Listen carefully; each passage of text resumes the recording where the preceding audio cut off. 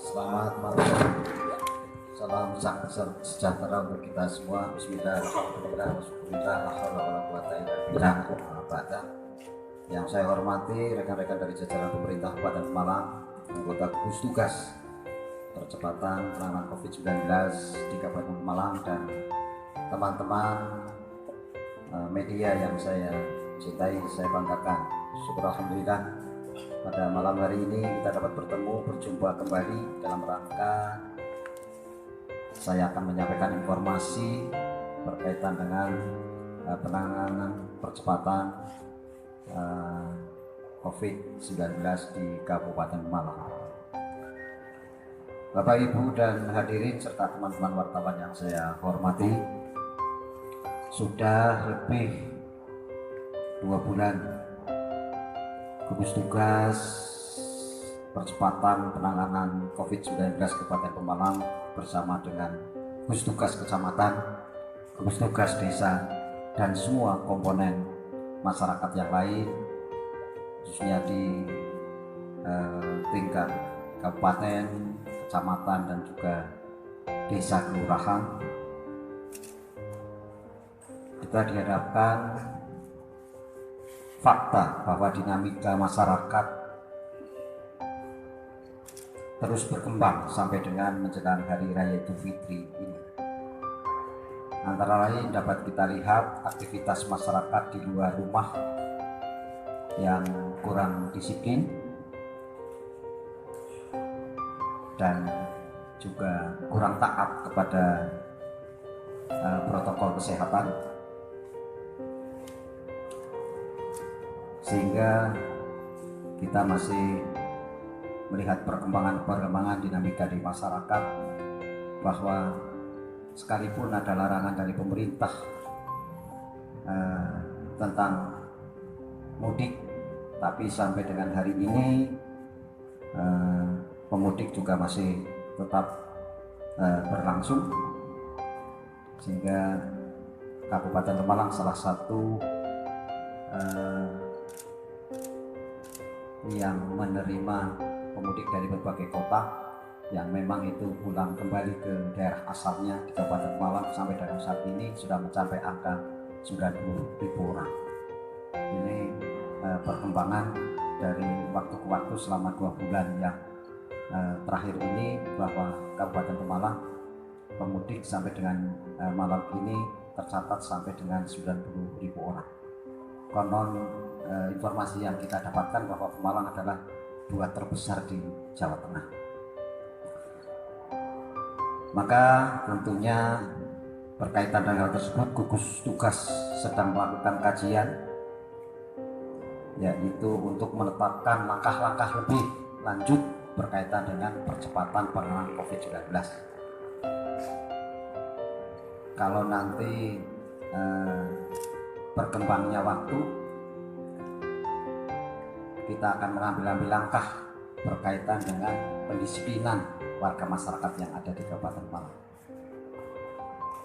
Beberapa waktu yang lalu juga saya telah menyampaikan bahwa terkait dengan klaster peserta Ijtima Ulama yang berangkat ke Goa, Sulawesi Selatan, dari Kabupaten Pemalang terdapat 4 orang yang pada akhir Maret 2020 telah kembali ke rumah. Kepada mereka telah dilakukan pemeriksaan kesehatan dan tidak ada gejala klinis yang ditemukan. Namun demikian, untuk memastikan ada tidaknya penularan, beberapa hari yang lalu kepada 4 orang dimaksud beserta keluarganya telah dilakukan pengambilan sampel untuk pemeriksaan laboratorium. Dari 4 orang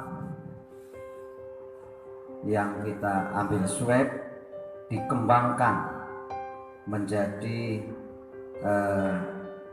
orang yang pernah kontak dan juga keluarganya kita ambil swab sampai dengan 26 orang yang kita ambil swabnya.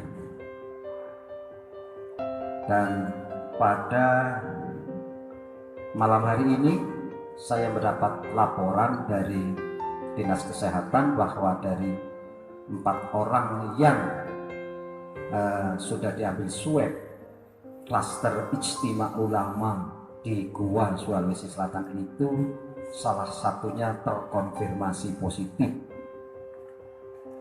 Jadi dari 4 orang yang dulu juga sudah di tracking, diambil swabnya, dan hari ini kita dapatkan bahwa salah satu peserta itu ternyata terkonfirmasi positif COVID-19. Inisial S, usia 65 tahun, jenis kelamin laki-laki, di Kecamatan Petarukan. Yang bersangkutan saat ini sudah dilakukan perawatan di rumah singgah penanggulangan COVID-19 di gedung PGRI. Berkaitan dengan hal tersebut, update pantauan penanggulangan COVID-19 di Kabupaten Pemalang kembali berubah sebagai berikut. Jumlah total positif sampai dengan hari ini menjadi 28 orang. Jumlah dirawat ada 5 orang, jumlah sembuh ada 22 orang, dan jumlah meninggal 1 orang. Gugus Tugas kembali menyampaikan terima kasih kepada segenap masyarakat yang telah bekerja sama dalam rangka memutus mata rantai penyebaran COVID-19. Pemerintah melalui gugus tugas meyakini bahwa kita bersama bisa melalui masa pandemi ini dengan serius atau terus bersama-sama untuk taat dan disiplin beraktivitas di rumah dan mengikuti protokol kesehatan. Perlu saya informasikan kepada Bapak Ibu sekalian, sebagaimana tadi saya sampaikan bahwa ada kemungkinan minggu depan akan saya berlakukan jam malam di Kabupaten Pemalang. Sebelum kita berlakukan, tentunya akan kita sosialisasikan, sosialisasi dengan memberikan informasi kepada masyarakat. Sekali lagi, tidak menutup kemungkinan mulai minggu depan dengan melihat dari data yang telah kita miliki, menurut kemungkinan mulai minggu depan itu akan kita berlakukan jam malam di Kabupaten Pemalang dengan pengecualian. Maka ini teman-teman wartawan, sampaikan kepada warga masyarakat bahwa kemungkinan nanti tanggal 27, kemungkinan tanggal 27 Mei akan diberlakukan jam malam di Kabupaten Pemalang dengan pengecualian. Jadi ini sebelum rilis resmi saya sampaikan, saya informasikan lebih awal agar masyarakat mengetahui dan semua pihak juga mengetahui tanggung jawabnya, termasuk dari gugus tugas kabupaten, gugus tugas kecamatan, dan gugus tugas desa dan kelurahan untuk memahami tentang tanggung jawab yang dilakukan berkaitan dengan jam malam yang akan kita berlakukan pada minggu depan. Saya kira ini saja informasi awal saya sampaikan, agar ini juga memberikan edukasi kepada masyarakat tentang apa yang harus dilakukan. Sebagaimana Bapak Ibu sekalian lihat, tempat-tempat keramaian hari ini seperti tidak ada hal yang kita cermati, padahal hari ini kita masuk dalam masa pencegahan, dan ini masukan-masukan dari berbagai masyarakat, termasuk juga warga masyarakat sendiri.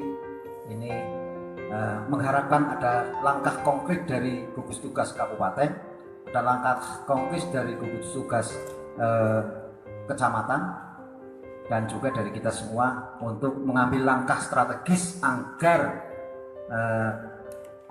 berkembangnya COVID-19 di Kabupaten Pemalang itu bisa ditekan sampai zero. Tapi sekali lagi ini tergantung kita semua, tergantung masyarakat dan sebagainya. Termasuk tadi saya informasikan dari klaster Ijtima Ulama Goa yang 4 orang ini sudah melewati masa inkubasi, karena sudah 1 bulan lebih itu sudah melewati masa inkubasi tentang paparnya COVID-19. Tapi hari ini sesuai dengan hasil swab itu muncul bahwa yang bersangkutan salah satu orang itu terkonfirmasi positif. Ini menandakan bahwa beliau padahal selama ini bergerak, selama ini juga berkomunikasi dengan warga masyarakat. Nah ini juga perlu ada penanganan khusus, karena kebetulan juga beliau juga kontak dengan siapa sudah saya perintahkan kepada gugus tugas untuk tracking siapa saja yang pernah ketemu dengan beliau, siapa saja yang pernah kontak dengan beliau, dan siapa saja yang tentunya sering bareng dengan beliau. Ini akan merepotkan kita semua, karena itu orang tanpa gejala yang bisa kemana-mana tanpa ada pengawasan dari siapapun, karena orang tanpa gejala. Maka ini mau tidak mau kita harus bersama-sama bagaimana agar hal-hal yang seperti ini tuh bisa cepat tertangani oleh kita. Dan mungkin minggu depan nanti rapid test kita sedang pesan, nanti di tempat-tempat keramaian akan kita rapid, mungkin dengan sampel, apa itu di pasar, apa itu di keramaian mana, kita acak, akan kita rapid sesuai dengan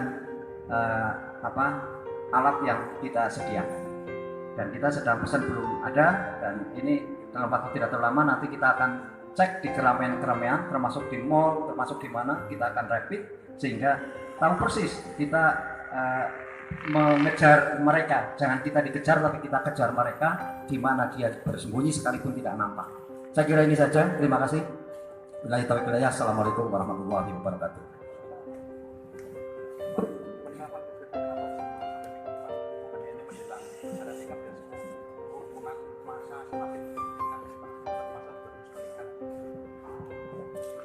Ini kan perlu diinformasikan juga, kita mengambil kebijakan itu juga harus diiringi dengan sosialisasi. Kita buat kebijakan, kalau tidak ada sosialisasi nanti masyarakat kaget. Tapi kalau kebijakan kita ambil, kita sosialisasikan kepada masyarakat, sehingga yang bertanggung jawab dan masyarakat itu tahu hak dan kewajibannya. Jadi bukan berarti undur-undur karena ini dan sebagainya. Surat edaran kita tanda tangani untuk disosialisasikan kepada masyarakat, dan pada saatnya kita berlakukan, masyarakat itu sudah mengetahui tentang hak dan kewajiban sebagai masyarakat. Bukan PSBB ya, bukan PSBB, tapi jam malam dengan pengecualian tertentu. Perwujudan pengecualiannya apa saja, Pak? Nah, nanti dianulah. Bisa dipastikan ya Pak, bahwa jam malam akan dilakukan? Pastikan jam malam tanggal 27 Mei kita berlakukan. Jam malam tepatnya jam berapa Pak? Jam malam antara jam 21 sampai dengan jam 4 pagi. Untuk titik tertentu atau seluruh Pak? Ada pengecualian sebagaimana surat yang kita keluarkan. Ya. Apabila di situ masih terdapat banyak orang berkerumun dengan adanya jam malam, tindakan dari PP sendiri apa? Ya kita kan memberikan edukasi. Kalau nanti ada, kita siapkan mungkin sanksi-sanksi sosial sebagaimana yang diberlakukan di PSBB. Yang lebih penting ini jangan sampai ada sanksi, tapi masyarakat itu paham tentang ini adalah untuk kita bersama. Harapannya masyarakat siap sebenarnya. Harapannya masyarakat itu siap, masyarakat itu memahami bahwa ini bukan pekerjaan pemerintah saja, tapi ini pekerjaan kita semua untuk memutus mata rantai penyebaran COVID-19 ini di masyarakat. Ya, oke. Pak, satu lagi Pak. Apa? Himbauan untuk warga agar tidak takbir keliling gimana Pak? Gimana? Himbauan agar warga tidak takbir keliling Pak. Ya nanti kan kita ikuti dengan fatwa MUI, ya kita ikuti fatwa MUI, dan juga kita ikuti klaster mana sesuai dengan fatwa MUI kan, klaster kabupaten, klaster kecamatan, klaster desa, sampai dengan klaster RT RW. Kalau di RT RW itu sebagaimana tadi Sekjen MUI sore hari ini sampaikan kepada masyarakat bahwa itu klaster itu yang menentukan bukan MUI, tapi yang menentukan adalah penanggung jawab di lapangan. Seandainya ada desa di sebuah desa itu klasternya masuk hijau, kuning, merah. Itu yang menyatakan merah, kuning, hijau itu yang bertanggung jawab di situ. Ada dengan indikator, mungkin sudah ada PDP-nya, ada ODP-nya, ada yang positif dan sebagainya. Jadi kalau di kecamatan juga demikian. Karena luas wilayah negara kesatuan Republik Indonesia sangat luar biasa, termasuk luas wilayah di kabupaten, kota, provinsi juga sama saja. Tidak sama antara mungkin yang satu ini hijau, yang satu merah kan tidak sama, tidak bisa digeneralisir seluruh Indonesia dan juga seluruh provinsi dan kabupaten.